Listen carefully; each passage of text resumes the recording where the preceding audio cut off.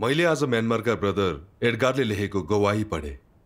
परमेश्वरको आखिरी दिनहरूको कामलाई स्वीकारेपछि पास्टरले उनलाई बाधा दिन्छन् र सबैलाई उसको विरोध गर्न लगाएर एक्लो बनाउँछन्। त्यो नराम्रो कुरा हो त। उनले कसरी सामना गरे? म पढ्छु है त। हुन्छ। एकदम राम्रो। यसको शीर्षक पास्टरको दुष्टतालाई देख्दा भन्ने हो। मैले 2020 मा एक सिस्टरलाई अनलाइन भेटे। उनले मलाई प्रभु येशू सर्वशक्तिमान परमेश्वरको रूपमा फर्केर आइसक्नु भएको छ र उहाँले न्यायको काम गर्न सत्यताहरू व्यक्त गरिरहनु भएको छ भनिन्। प्रभुको पुनरागमन बारे सुन्दा म खुसी भएँ र अनलाइन भेलाहरूमा सहभागी भई उहाँको कामबारे बुझ्न थाले। मैले सर्वशक्तिमान परमेश्वरका वचनहरू पढेर शैतानले मानिसलाई भ्रष्ट तुल्याउनुको जड, मानिसलाई मुक्ति दिने परमेश्वरको कामका 3 चरण, देहधारणका रहस्य, परमेश्वरको आखिरी दिनहरूको न्यायको काम र कहिले नसुनेका सत्यताहरूको बारेमा सिके। केही समय खोजी र अनुसन्धान गरेपछि सर्वशक्तिमान परमेश्वर नै फर्कनु भएका प्रभु येशू हुनुहुन्छ भन्ने कुरामा निश्चित भए र उहाँको मण्डलीमा संलग्न भए। मलाई दैनिक परमेश्वरका वचनहरूको भरण पोषण मन पर्यो र कहिले अनुभव नगरेको आत्मिक तृप्तिको अनुभव भयो। यसको तुलनामा पास्टरका प्रवचनहरू सधैँ उही पुरानै कुरा जुन सुक्खा र न्यास्रो लाग्दा हुन्थे र तिनमा कुनै ज्योति थिएन। ती प्रवचनहरूले कसैलाई सुधार गर्दैन थियो, त्यसैले मण्डली सेवाहरूमा उपस्थित हुन छोडे। त्यसपछि फेब्रुअरी 2021 मा म्यानमारमा सैन्य विद्रोह भयो र इन्टरनेट अवरुद्ध गरियो अनि अनलाइन भेलाहरूमा सहभागिता पाउन छोडे। केही समय नबित्दै मेरो गाउँमा केही ब्रदरहरू आए र तिनले स्थानीय भेला सुरु गर्न चाहेको बताए। हामीसँग त्यसबेला 20 जना सहभागी थिए। अचम्मको कुरा, केही भेलापछि कसैले पास्टरलाई हाम्रो बारेमा रिपोर्ट गरेछ। तिनले मण्डलीमा मानिसहरूलाई हामी मण्डलीमा आउनुको सट्टा अनलाइन भेलामा सहभागी भइरहेका र पादरीको कुरा सुन्दैनौ भनेछन्। तिनले हामीले आफ्नै गुटबन्दी स्थापना गरिरहेका भनी झुट बोले र सबैलाई हामीसँग कुनै सम्बन्ध नराख्नु भने। हाम्रो गाउँका सबै इसाई थिए र उनीहरू पास्टरलाई निकै सम्मान गर्थे र कुरा सुन्थे। तिनका आक्रमण र आलोचनाका कारण गाउँभरि हाम्रो विश्वासको कुरा फैलियो र आफन्त, इष्टमित्र र छिमेकीहरू सबैले हामीलाई मण्डली जान वा पास्टरको कुरा सुन्न छोडेकोमा हप्काउन थाले र यो नराम्रो हो भन्थे। मलाई मानिसहरूले जहाँ गए पनि औँला ठडाइरहेका हुन्थे र मेरो विश्वासको विरोध गर्न मेरो परिवार पनि लागि परेको थियो। म अत्यन्तै व्याकुल थिएँ। मेरा साथीभाइ र छिमेकीहरूसँग सम्बन्ध सधैँ राम्रो थियो र सधैँ एकअर्कालाई सहयोग गर्थ्यौँ। तर अहिले तिनले मलाई शत्रुलाई जस्तो व्यवहार गर्न थालेका थिए। विश्वास व्यक्तिगत स्वतन्त्रता हो। हामीले विश्वासको अभ्यास गैर कानुनी काम नगरिकन गरिरहेका थियौँ। किन पास्टरले हामीलाई दोष दिए र हामीलाई इन्कार गर्न गाउँलेलाई उक्साए? यो थाहा पाउनु अघि नै म डिप्रेसनमा परेँ र परमेश्वरलाई प्रार्थना गरेँ। हे परमेश्वर, पास्टर हामीमाथि आइलागेको छ र मेरो नजिकका सबैले मलाई इन्कार गरिरहेका छन्। म दयनीय अवस्थामा छु। हे परमेश्वर, किन तिनीहरूले हामीलाई यस्तो व्यवहार गरे? यसलाई राम्ररी बुझ्न र डिप्रेसन मुक्त हुन अन्तर्दृष्टि दिनुहोस्। अनि परमेश्वरका वचनको एक खण्ड याद आयो। सर्वशक्तिमान परमेश्वर भन्नुहुन्छ, परमेश्वरले आफ्नो काम गर्नुहुन्छ।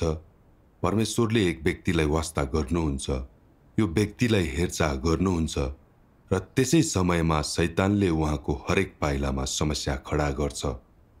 परमेश्वरले जसलाई कृपा गर्नुहुन्छ, शैतानले पनि त्यसको पछि पछि लागेर त्यसलाई हेरिरहन्छ। यदि परमेश्वरले यो व्यक्तिलाई चाहनुहुन्छ भने शैतानले परमेश्वरले बाधा दिन आफ्नो भयभरको शक्ति लगाउँछ। परीक्षा गर्न, बाधा दिन र परमेश्वरले गर्नुहुने कामलाई बिगार्न विभिन्न दुष्ट चालहरू प्रयोग गर्छ। त्यसले आफ्नो गुप्त उद्देश्य हासिल गर्न यी सबै कार्य गर्छ। यो उद्देश्य के हो त? परमेश्वरले कुनै पनि व्यक्तिलाई प्राप्त गर्नुभएको त्यसले चाहँदैन। परमेश्वरले चाहनुभएको सबैलाई त्यसले आफ्नो बनाउन चाहन्छ। त्यो तिनीहरूमा बास गर्न चाहन्छ, तिनीहरूलाई नियन्त्रण गर्न चाहन्छ, तिनीहरूलाई बसमा पार्न चाहन्छ, ताकि तिनीहरूले त्यसको आराधना गरून्, ताकि दुष्ट कार्य गर्नमा तिनीहरू पनि त्यससँगै सहभागी होउन्। के यो शैतानको दुष्ट आशय होइन र? परमेश्वरसँग युद्ध गर्ने क्रममा र उहाँको पिछा गर्ने क्रममा शैतानको उद्देश्य भनेको परमेश्वरले गर्न चाहनु भएको सबै कामलाई विनाश गर्नु, परमेश्वरले आफ्नो बनाउन चाहनुभएका मानिसहरूलाई कब्जा र नियन्त्रण गर्नु र परमेश्वरले प्राप्त गर्न चाहनुभएकाहरूलाई पूर्ण रूपमा नष्ट गर्नु हो। यदि तिनीहरूलाई नष्ट गरिएन भने तिनीहरू शैतानको अधीनमा आउँछन्, शैतानद्वारा प्रयोग गरिन्छन्। त्यसको उद्देश्य यही हो। आमेन। यसले पास्टरले हामीलाई आखिरी दिनहरूका ख्रिस्टलाई पछ्याउनबाट रोक्ने प्रयास गरेको देखायो र यो वास्तवमा आत्मिक युद्ध हो। परमेश्वरले आखिरी दिनहरूमा मानिसहरूलाई न्याय र शुद्ध गर्न सत्यता व्यक्त गर्नुहुन्छ। यो साँचो विश्वासीहरूलाई मुक्ति दिन र प्राप्त गर्न गरिएको हो। तर शैतान परमेश्वरको शत्रु हो र उहाँको कामलाई बाधा दिन हरेक रणनीति अपनाउँछ, ताकि मानिसहरू परमेश्वरलाई छोडुन्, धोका दिउन् र त्यसको अधीनमा बसुन्, अनि यसले तिनीहरूलाई नियन्त्रण गर्न सक्छ र अन्तिममा नरकमा दण्डित हुनेछन्। वास्तवमा मण्डलीका पादरी वर्ग शैतानका नोकर भन्ने देखे। तिनीहरूले प्रभु फर्केर आइसक्नु भएको सुनेका थिए, तर अरूलाई यसबारे खोजिनिदो गर्नबाट रोकिरहे। तिनीहरूका प्रवचन आत्मिक थिएन र पनि मानिसलाई साँचो मार्ग खोज्न दिँदैन थिए। यो देखेर हामी मण्डली जान र तिनीहरूले पछ्याउन छोड्यौं, तर तिनीहरूले निन्दा गरिरहे। हामीले सर्वशक्तिमान परमेश्वरलाई धोका दिएर तिनको मण्डलीमा फर्कौं भन्ने चाहन्थे, अनि हामीले परमेश्वरको आखिरी दिनहरूको मुक्ति गुमाउने थियौं। मैले यो कुरा महसुस गरेपछि शैतानको छलमा पर्नु हुँदैन, सर्वशक्तिमान परमेश्वरले त्याग्नु हुँदैन, बरु दरिलो हुनुपर्छ भन्ने सोच। आमेन। त्यसपछि केही नयाँ विश्वासीहरू र आखिरी दिनहरूको कामको खोजी गरिरहेकाहरू पछि हटे। नजिकका सबैले विरोध गरिरहे पनि हामीले भेलाहरू रोकेनौं। यो कुरा थाहा पाएपछि पास्टर रिसाए र मण्डलीका केही कर्मचारीलाई मलाई बोलाउन मेरो घरमा पठाइरहे। मलाई त्यो सोचेर रिस उठ्यो, किनकि मैले परमेश्वरको आराधना र संगति मात्रै गरिरहेको छु र त्यो मेरो स्वतन्त्रता हो। किन पास्टर बीचमा आउने प्रयास गरिरहन्छन्? तिनकोमा गएर मैले के गल्ती गरेको छु भन्ने बुझ्न मन पनि लागेको थियो। त्यो साँझ म केही ब्रदर र सिस्टरलाई लिएर पास्टरको घरमा गए। त्यहाँ अरू पादरी पनि रहेछन्। पास्टरले भने, मैले तपाईहरूको अनलाइन भेलाका बारेमा सुने। पादरी भएकोले अर्को मार्ग नलिनु भनेर चेतावनी दिनु हाम्रो कर्तव्य हो। मैले भने, हामीले प्रवचन मात्र सुनिरहेका छौं, प्रभुलाई धोका दिइरहेको छैनौं। प्रभु येशू फर्केर आइसक्नु भएको छ र नयाँ चरणको काम पूरा गर्दै हुनुहुन्छ। तिनले रिसाउँदै मेरो कुरा बिचैमा काटे।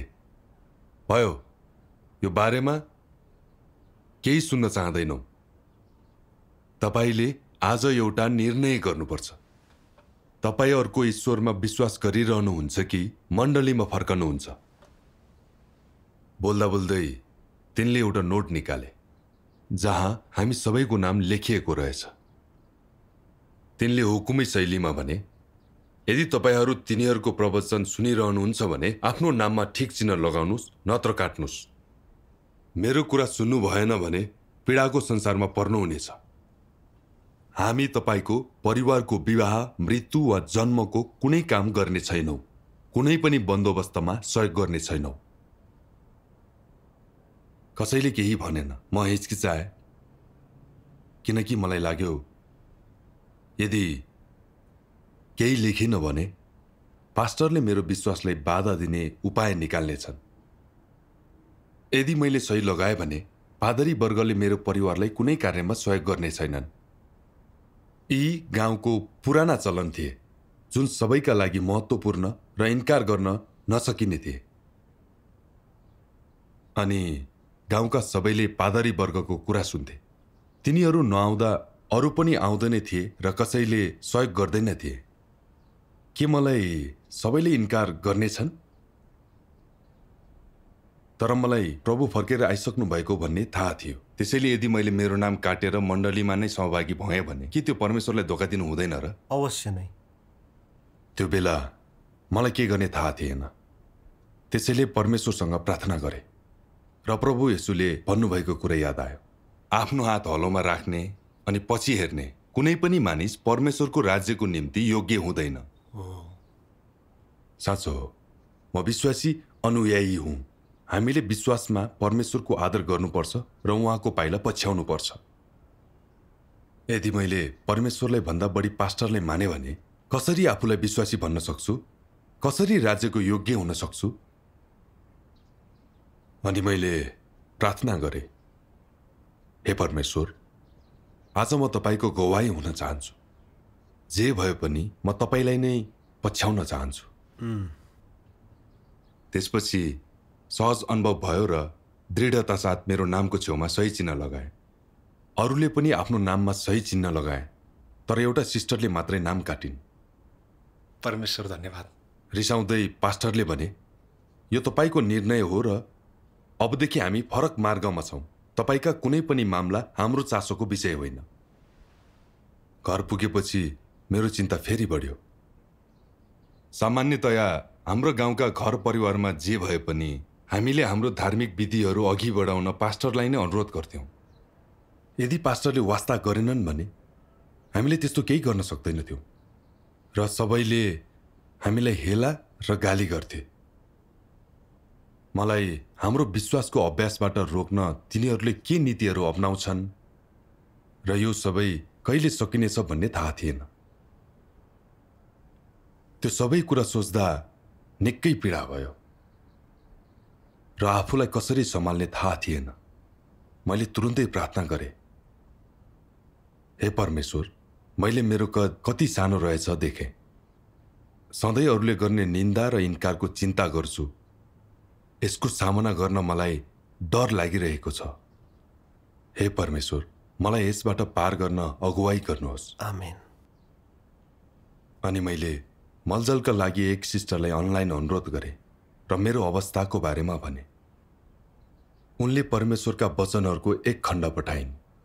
सर्वशक्तिमान परमेश्वर भन्नुहुन्छ, अय्युबको परीक्षा समाप्त भएपछि तिनीबाट गवाही प्राप्त गरे पश्चात परमेश्वरले अय्युब जस्ता मानिसहरूको एउटा समूह वा एकभन्दा बढी समूहहरू प्राप्त गर्ने सङ्कल्प गर्नुभयो।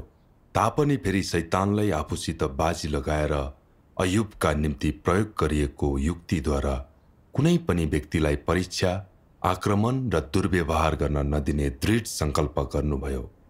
परमेश्वरले शैतानलाई फेरि मानिसप्रति त्यसो गर्ने अनुमति दिनु भएन। जो कमजोर, मूर्ख र अनजान छ, शैतानले अय्युबलाई परीक्षा गर्नु नै पर्याप्त थियो। शैतानलाई त्यसले चाहे अनुसार मानिसहरूसित दुर्व्यवहार गर्न नदिनु परमेश्वरको कृपा हो। परमेश्वरका लागि अय्युबले शैतानको परीक्षा र दुर्व्यवहार भोग्नु नै पर्याप्त थियो। परमेश्वरले शैतानलाई फेरि त्यस्तो कुनै कार्य गर्ने अनुमति दिनु भएन, किनकि परमेश्वरलाई पछ्याउने सबै मानिसहरूका जीवन र सबै थोक उहाँद्वारा शासित र प्रबन्ध गरिएको हुन्छ र परमेश्वरले चुन्नु भएका जनहरूलाई शैतानको इच्छा अनुसार प्रभावित गर्ने अधिकार त्योसँग छैन। तिमीहरूले यो कुरा स्पष्ट बुझ्नुपर्छ। परमेश्वरले मानिसको कमजोरीको वास्ता राख्नुहुन्छ र उसको मूर्खता र अज्ञानतालाई बुझ्नुहुन्छ। मानिसलाई पूर्ण रूपमा बचाउनको लागि परमेश्वरले उसलाई शैतानको हातमा सुम्पनुपर्छ। तैपनि परमेश्वर कहिले पनि शैतानले मानिसलाई मूर्ख बनाएको र दुर्व्यवहार गरेको देख्न चाहनुहुन्न र मानिसलाई सधैँ दुःख भोगेको देख्न चाहनुहुन्न। मानिस परमेश्वरद्वारा सृष्टि गरिएको थियो र परमेश्वरले उसका सबै कुरामाथि शासन गर्नुहुन्छ र प्रबन्ध गर्नुहुन्छ भन्ने कुरा स्वर्गले नियुक्त गरेको र पृथ्वीले स्वीकार गरेको कुरा हो। यो परमेश्वरको जिम्मेवारी हो र यो त्यही अख्तियार हो जसद्वारा परमेश्वरले सबै कुरामाथि शासन गर्नुहुन्छ। परमेश्वरले शैतानलाई मानव जातिसित जानी जानी दुर्व्यवहार र उसलाई दुरुपयोग गर्ने अनुमति दिनुहुन्न। उहाँले मानव जातिलाई बहकाउन शैतानलाई विभिन्न युक्तिहरू प्रयोग गर्न दिनुहुन्न र यसबाहेक उहाँले शैतानलाई मानव जातिमाथि रहेको परमेश्वरको सार्वभौमिकतामा हस्तक्षेप गर्ने अनुमति दिनुहुन्न। न त त्यसलाई ती सबै नियम कुल्चिने र नाश गर्ने, मानव जातिलाई व्यवस्थापन गर्ने र बचाउने परमेश्वरको महान कार्यबारे बोल्ने अनुमति दिनुहुन्छ। परमेश्वरले जसलाई बचाउन चाहनुहुन्छ र जसले परमेश्वरबारे गवाही दिन सक्छन् तिनीहरू नै परमेश्वरको 6000 वर्षको व्यवस्थापन योजनाको केन्द्र र सर्वोत्कृष्ट परिणाम हुन्। साथै उहाँको 6000 वर्षको कामको उहाँका प्रयासहरूको मूल्य हुन्। परमेश्वरले कसरी तिनीहरूलाई सहजै शैतानको हातमा दिन सक्नुहुन्छ र? आमेन। परमेश्वरका वचनहरूबाट मैले थाहा पाएँ हामीले जे सामना गरे पनि त्यो परमेश्वरले हुन दिनुहुन्छ र सबै उहाँकै हातमा छ। उहाँको अनुमति बिना शैतानले जति नै हामीलाई हानि गर्न चाहे पनि त्यसले केही गर्न सक्दैन। उहाँले ती सबै हानिकारक कुरा हुन दिइरहनु भएको थियो। उहाँले नै जाँच लिएर मेरो रक्षा गरिरहनु भएको थियो। म अय्युब जस्तै त्यो परिस्थितिमा गवाही बनूँ भन्ने उहाँले आशा गर्नुभएको थियो। मैले त्यो परिस्थितिमा परमेश्वरको कार्य र वचनहरूलाई अनुभव गर्न सकूँ भनेर पनि यसो भएको थियो ताकि परमेश्वरमाथिको साँचो विश्वास विकास गर्न सकूँ। अवश्य नै। तर म शैतानको जालमा परेको थिएँ। मैले मेरो व्यक्तिगत सम्बन्धलाई रक्षा गर्न र निन्दा सहन नपरोस् भन्ने चाहेको थिएँ। म सधैँ नराम्रो घटना घट्नेछ भनेर डराइरहन्थेँ। परमेश्वरको इच्छालाई बुझेकै थिएन। म शान्त भएँ र प्रार्थना गरेँ, हे परमेश्वर, मैले अब यो सबै हुन दिनुभएको तपाईँले नै हो भन्ने बुझेँ। यो मलाई मुक्ति दिन र शुद्ध पार्न र मेरो विश्वास रक्षा गर्न हो। म तपाईँको निम्ति गवाही भई उभिन तयार छु। तर मेरो कद सानो भएकोले मेरो विश्वासलाई दरिलो पार्न सहयोग गर्नुहोस्। आमेन। मैले पहिले नै सर्वशक्तिमान परमेश्वरले पछ्याउने निर्णय गरिसकेकोले पास्टरले मलाई एक्लै छाडिदिन्छन् र सामान्य रूपमा भेलामा सहभागी हुने सोचेको थिएँ। तर पास्टरको आक्रामकता र आलोचनाको कारण गाउँलेहरूले बाधा दिइरहे। तिनीहरूले हाम्रो खिल्ली उडाउँथे, निन्दा गर्थे र परिवारकै अगाडि हकार्दै हामीले धार्मिक विधान पालना नगरेको, गाउँको नियम तोडिरहेका छौँ भन्थे। तिनीहरूले यदि हामीले विश्वासलाई कायम राखिराख्यौ भने उजुरी दिएर पक्राउ गराउन भन्थे। मेरो परिवारले यो दबावलाई सहन सकेन। सधैँ तिनीहरू मलाई विश्वास त्याग्न आग्रह गर्दै विवाद गर्थे। अरूलाई पनि आफ्नो परिवारबाट दबाव आएको थियो। कतिलाई घरबाट निकालिएको थियो र आफ्नै घरमा पस्न पाउँदैनथे। पास्टरले झुटहरू फैलाए र हामीले पादरी वर्गको कुरा नसुनेको वा मण्डली नगएकैले हाम्रो घरमा धेरै समस्याहरू आएका छन् भन्थे। तिनले हामीलाई मलजल गर्न आएका ब्रदरहरूलाई पनि सोधपुछ गर्न चाहन्थे। मलाई रिस उठेको थियो। पादरी वर्गले साँचो कुरा बङ्गाइरहेका थिए। यदि तिनीहरूले आक्रमण नगरेका भए हामीले ती समस्याहरूको सामना कहिले गर्नु पर्दैन थियो। केही समयपछि खतरा नआओस् भनेर एकजना सिस्टरले ब्रदरहरूलाई नआउन भनिन्। त्यो बेला सबैजना नकारात्मक र कमजोर थिए र हामीसँग भेलामा सहभागी हुने उत्प्रेरणा नै थिएन। यस्तो अवस्था देखेर म पनि कमजोर भएँ। ब्रदर र सिस्टरहरूलाई कसरी समर्थन गर्ने मलाई थाहा थिएन र मलाई अचानक विश्वासको मार्ग कठिन रहेको अनुभव भयो। मैले यसलाई बुझ्न सकिनँ। हामी परमेश्वरका वचनहरू पढ्ने विश्वासीहरू मात्रै थियौँ। किन तिनीहरूले हामीलाई गन्तव्य बिनाको मार्गमा जबरजस्ती लैजाने अठोट गरेका थिए? पीडामा मैले परमेश्वरलाई पुकारेँ, हे परमेश्वर, मैले मेरा भावनाहरूलाई रोक्न सकेको छैन।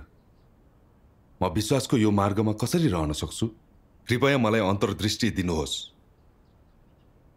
त्यसपछि मैले प्रभु येशूले भन्नुभएको वचन सम्झे। यदि संसारले तिमीहरूलाई घृणा गर्छ भने तिमीहरूलाई घृणा गर्नु अगाडि त्यसले मलाई घृणा गर्यो भन्ने तिमीहरूलाई थाहा छ।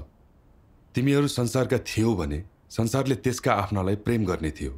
तर तिमीहरू यस संसारका होइनौ, बरु मैले नै यसबाट चुनेकोले संसारले तिमीहरूलाई घृणा गर्छ। मलाई अचानक केही कुरा याद आयो भने तिनीहरूले परमेश्वरको आगमनलाई घृणा गर्नाले हामीलाई घृणा गरेका थिए र परमेश्वरसँग लडिरहेका थिए। ठीक भन्नुभयो। आखिरी दिनहरूमा परमेश्वर देहधारी हुनुभएको छ अनि मानवलाई मुक्ति दिने न्यायको कामका लागि सत्यताहरू बोल्दै हुनुहुन्छ। उहाँको कार्यले सांसारिक मानिसलाई खुलासा गरिरहेको छ।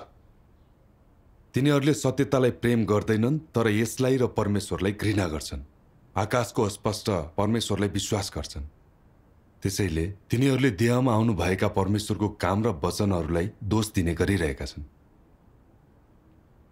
प्रभु येशू काम गर्न आउनुहुँदा अगुवाईहरूले उहाँले व्यक्त गर्नुभएका सत्यताहरूलाई स्वीकार्न मानेनन्, बरु उहाँलाई दोष दिन र निन्दा गर्न सक्दो गरे। प्रभुलाई इन्कार गर्दै यहुदी विश्वासीहरू पनि तिनीहरूकै पछि लागे र अन्त्यमा उहाँलाई क्रुसमा टाँगे। यो संसार साँच्चै नै दुष्ट छ। हो त। तर सांसारिक इन्कार र धार्मिक शक्तिहरूले गर्ने दोषारोपण जति धेरै आयो, यो साँचो मार्ग हो भन्ने त्यति नै स्पष्ट भयो। हो। यसले यो मार्ग हिँड्ने मेरो इच्छालाई अझै दरिलो बनायो। आमेन। यसबारे ब्रदर र सिस्टरहरूले थाहा पाएपछि मलाई सर्वशक्तिमान परमेश्वरको वचनको एउटा खण्ड पठाए। सर्वशक्तिमान परमेश्वर भन्नुहुन्छ, निराश नबन, कमजोर नबन, अनि म तेरो लागि सबै कुरो स्पष्ट बनाउनेछु। राज्यमा पुग्ने मार्ग सहज छैन, कुनै पनि कुरो त्यति साधारण छैन। तिमीहरू कहाँ आशिष सहजै आएको नै तिमीहरू चाहन्छौ, होइन र? आज सबैले कठिन परीक्षाको सामना गर्नुपर्नेछ। यस्तो परीक्षा बिना मेरो निम्ति तिमीहरूसँग भएको प्रेम बलियो हुन सक्दैन अनि तिमीहरूमा मेरो निम्ति साँचो प्रेम हुने छैन। यस्ता परीक्षाहरू ससाना परिस्थितिहरूले भरिएका भए तापनि सबैले यसबाट पार भएर नै जानुपर्नेछ। केवल परीक्षाको कठिनाई व्यक्ति अनुरूप फरक हुने गर्छ। परीक्षाहरू मैले दिएका आशिषहरू हुन् अनि तिमीहरूमध्ये कतिजना म कहाँ बारम्बार आएर मेरो आशीर्वादको निम्ति घुँडा टेकेर प्रार्थना गर्छौ? मूर्ख बालकहरू, तिमीहरू सधैँ यो सोच्छौ कि केही ठुल्ठुला शब्दहरू मेरा आशीर्वादहरू हुन्, तरै पनि तिक्तता पनि आशीर्वादहरू हुन् भन्ने तिमीहरू जान्दैनौ। तिनीहरू जसले मेरा तिक्तताहरू बाँड्छन् तिनीहरूले पक्कै पनि मेरा मिठासपना पनि बाँड्नेछन्। तिमीहरूको निम्ति मेरो प्रतिज्ञा अनि आशीर्वाद यही हो, मेरा वचन खान अनि पिउन र आनन्द लिन नहिचकिचाऊ। अन्धकार बितेर गएपछि प्रकाश प्रवेश गर्नेछ। बिहान हुनुभन्दा अघि पूर्ण अन्धकार हुन्छ, त्यसपछि आकाश बिस्तारै प्रकाशमय बन्दै जान्छ अनि सूर्य उदाउँछ। न डराऊ वा कमजोर नहौ। आमेन। यो वचन पढेर म भावुक भएँ। हामीले परमेश्वरको नयाँ कामलाई पछ्याइरहेका थियौँ अनि पादरी वर्गले बाधा दिइरहेका र गाउँलेहरूले अनुचित व्यवहार गरिरहेका थिए। त्यो अपरिहार्य थियो किनकि शैतानले मानिसहरूलाई अत्यन्तै भ्रष्ट तुल्याएको छ र संसार दुष्ट छ। तिनीहरू कसैले पनि परमेश्वरको आगमनलाई स्वागत गर्दैनन्। परमेश्वरलाई पछ्याउनु सजिलो छैन। उहाँको राज्यमा प्रवेश गर्न र अनुमोदन प्राप्त गर्नका लागि हामीले त्यस प्रकारको सतावटको अनुभव गर्नुपर्छ। उहाँ सधैँ हाम्रै साथमा रहेर बल प्रदान गर्नुहुन्छ। मैले डराउनु पर्ने कुरा केही थिएन। मैले प्रार्थना गर्ने र परमेश्वरमा भरोसा गर्ने मात्रै गर्नुपर्थ्यो र उहाँले पास्टरका बाधाहरू जित्न अगुवाई गर्नुहुने थियो। आमेन। आमेन। मैले चलचित्रमा देखेका चिनिया ब्रदर र सिस्टरहरूका अनुभवहरूका बारेमा विचार गरेँ। तिनीहरू चिनिया सरकारको दमन र निगरानीमा थिए र कुनै पनि बेला पक्राउ पर्ने थिए। तिनीहरूको परिवारबाट पनि सम्पत्ति र जागिर खोसिन्छ। तिनीहरूमध्ये धेरैलाई जेलमा हालेर निर्दयी यातना दिइन्छ। तिनीहरूले धेरै कष्ट भोग्छन्, तर परमेश्वरमा भरोसा गरी शैतानलाई हराउने गवाही दिन सक्छन्। अनि मैले परमेश्वरले 2 देहधारणमा कष्ट भोग्नु भएको कुरा सोचे। जब प्रभु येशू देहधारी हुनुभयो र मानव जातिलाई छुटकारा दिन पृथ्वीमा आउनुभयो, तब उहाँले यहुदी मानिसहरूले दोष दिए अनि क्रुसमा टाँगे। आखिरी दिनहरूमा परमेश्वर फेरि देहधारी हुनुभई मानव मुक्तिका लागि सत्यता व्यक्त गरिरहनु भएको छ। उहाँलाई शैतानी शासनले अनि धार्मिक संसारबाट ख्रिस्ट विरोधीहरूले विरोध, इन्कार र निन्दा गर्छ। परमेश्वरले मुक्ति दिन धेरै कष्ट भोग्नुभयो र मेरो सानो कष्ट भोग त उल्लेख गर्न समेत लायक थिएन। उहाँको सबै कष्ट भोग हाम्रो मुक्तिको खातिर हो। मैले सत्यता प्राप्त गरेर मुक्ति पाउन कष्ट पाएको थिएँ, त्यसैले यो मैले भोग्नुपर्ने कुरा थियो। ठिक भन्नुभयो। त्यो अनुभव मेरो लागि पीडादायी भएको भए पनि मैले पादरीहरूको बारेमा केही समझशक्ति प्राप्त गरेँ र परमेश्वरप्रति थप विश्वास प्राप्त गरेँ। हामीलाई सत्यता प्रदान गर्न उहाँले कष्टप्रद वातावरणहरूको प्रयोग गर्नुहुन्छ। यो परमेश्वरबाट आएको आशिष हो। परमेश्वर धन्यवाद। परमेश्वरको इच्छाको बारेमा जानेपछि मलाई शान्त महसुस भयो र म डिप्रेसनबाट बाहिर आएँ। त्यसपछि मैले नकारात्मक स्थितिमा अल्झिएका मेरा सबै ब्रदर सिस्टरका लागि भेलाको आयोजना गरेँ। हाम्रो सङ्गतिबाट सबैले परमेश्वरको इच्छाको बारेमा बुझ्न सके, उहाँलाई पछ्याइरहन विश्वास प्राप्त गरे अनि निराश भएनन्। हामीले सुसमाचार बाँड्दै र गवाही दिँदै सामान्य मण्डली जीवन अघि बढाउन थाल्यौँ। म परमेश्वरको अगुवाईका लागि कृतज्ञ छु। परमेश्वर धन्यवाद। तर पादरी वर्गले हामीलाई बाधा दिने प्रयास गरिरहे। एकपटक एकजना सिस्टरको श्रीमान बित्नु भएपछि उनको परिवारले उनलाई पास्टरसँग माफी माग्न भनिरहेका थिए ताकि पास्टरले प्रार्थना र अन्त्येष्टि विधिमा सहयोग गर्न सकुन्। पादरी वर्गले उनलाई सर्वशक्तिमान परमेश्वरमाथिको विश्वास त्यागेर मण्डलीमा फर्कन दबाब दिएका थिए। मलाई अत्यन्तै रिस उठ्यो। उनी आफ्नो श्रीमानको शोकमा थिइन्, तर उनलाई मण्डलीमा फर्काएर ल्याउन अनि तिनीहरूको पछि लगाउन पादरी वर्गले उनको गल्तीलाई स्वीकार्न दबाब दिइरहेका थिए। यो तुच्छ कार्य थियो। अवश्य नै। एकजना उच्च पदका पास्टरले हामी सामु परमेश्वरलाई दोष दिने धेरै कुरा बताए। हामीलाई हाम्रो विश्वास त्याग्न बारम्बार अनुरोध गरे, तर हामीले समशक्ति पाइसकेकाले प्रभावित भएनौँ। जब पादरी वर्ग र गाउँका अगुवाहरूले हामी दृढ रहेको देखे, तिनीहरूले यसो भन्दै अरू गाउँलेहरूलाई हामीलाई बहिष्कार गर्न लगाए। यी मानिसहरूले हाम्रो कुरा सुन्दैनन्, त्यसैले तिनीहरूलाई आफ्नै विश्वासमा रहन दिनुहोस्। आफ्ना छोराछोरीमाथि नजर लगाउनुहोस् र यी मानिसहरूबाट टाढा राख्नुहोस्। तिनीहरूसँग सम्पर्क गर्ने वा तिनीहरूको विश्वासको बारेमा सोध्नेको परिवार यसमा मुसिनेछ र हामी तिनीहरूलाई सहयोग गर्ने छैनौँ। तिनीहरूले मण्डलीका जवान मानिसहरू रहने विशेष जवान समूह पनि गठन गरे, जसको उद्देश्य हाम्रो चियो चर्चा गर्नु थियो। हामीसँग सम्पर्क आउने जो कोहीलाई सोधपुछका लागि पास्टरको घरमा बोलाइन्थ्यो। यसले गर्दा मैले तिनीहरूको परमेश्वर विरोधी साँचो रूपलाई चिन्न सकेँ। तिनीहरूले विश्वासीहरूलाई आफ्नो पकडभित्र राखेका थिए र उहाँको आवाज सुन्न तिनीहरूलाई अनुमति थिएन। मलाई फरिसीहरूको याद आयो। प्रभु येशू आउनुहुँदा उहाँका कार्य र वचनहरू अख्तियारले भरिएका थिए, तर तिनीहरूले खोजी गर्दैनथे। विश्वासीहरूले उहाँलाई पछ्याएमा आफ्नो हैसियत र आम्दानीको स्रोत घुम्ने डरले उहाँलाई दोष दिए र उहाँलाई क्रुसमा समेत टाङ्न लगाए। तिनीहरूले विश्वासीहरूलाई आफ्नो पकडमा राखेका थिए अनि परमेश्वरका भेडाहरूलाई उहाँ कहाँ फर्काउन मान्दैनथे। तिनीहरू दुष्ट नोकरहरू थिए र आजका पास्टर र एल्डरहरू तिनीहरूभन्दा फरक छैनन्। मलाई प्रभु येशूले बोल्नुभएका वचनहरू याद आयो। शास्त्रीहरू र फरिसीहरू ढोङ्गीहरू हो, तिमीहरूलाई धिक्कार छ, किनकि तिमीहरूले मानिसहरूको विरुद्ध स्वर्गको राज्य बन्द गर्छौ। किनकि न त तिमीहरू आफै जान्छौ, न भित्र जानेहरूलाई नै प्रवेश गर्न दिन्छौ। शास्त्रीहरू र फरिसीहरू ढोङ्गीहरू हो, तिमीहरूलाई धिक्कार छ, किनकि एकजनालाई आफ्नो मतमा ल्याउनको लागि तिमीहरू समुद्र र भूमि चाहर्छौ, अनि ऊ मतमा आएपछि उसलाई तिमीहरूभन्दा 2 गुणा बढी नर्कको बालक बनाउँछौ। आजका पादरी वर्ग त्यो बेलाका फरिसीहरू जस्तै छन्। तिनीहरू राज्यको बाटो रोक्ने दुष्ट नोकरहरू हुन्। यो त सर्वशक्तिमान परमेश्वरले भन्नुभएको जस्तै हो। भव्य मण्डलीहरूमा बाइबल पढ्ने र दिनभरि नै वाचन गरिरहने व्यक्तिहरू पनि छन्, तर तिनीहरूमध्ये एकजनाले पनि परमेश्वरको कार्यको उद्देश्य बुझेका हुँदैनन्। तिनीहरूमध्ये एकजना पनि परमेश्वरलाई जान्न सक्षम छैन।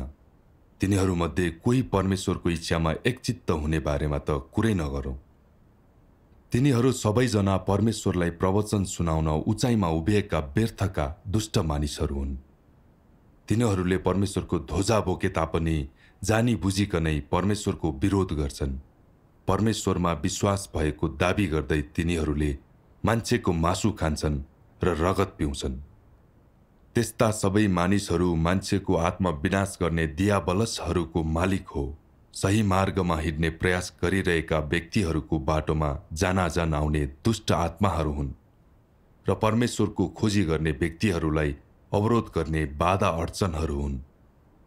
तिनीहरू स्वस्थ विधानका जस्तो लाग्न सक्छन्, तर तिनीहरू मानिसहरूलाई परमेश्वर विरुद्ध उभिन अगुवाई गर्ने ख्रिस्ट विरोधीहरू बाहेक कोही होइनन् भन्ने कुरा कसरी तिनीहरूका अनुयायीहरूले थाहा पाउन सक्छन्? तिनीहरू मानव आत्मा विनाश गर्नमा समर्पित जीवित शैतानहरू हुन् भन्ने कुरा कसरी तिनीहरूका अनुयायीहरूले थाहा पाउन सक्छन्?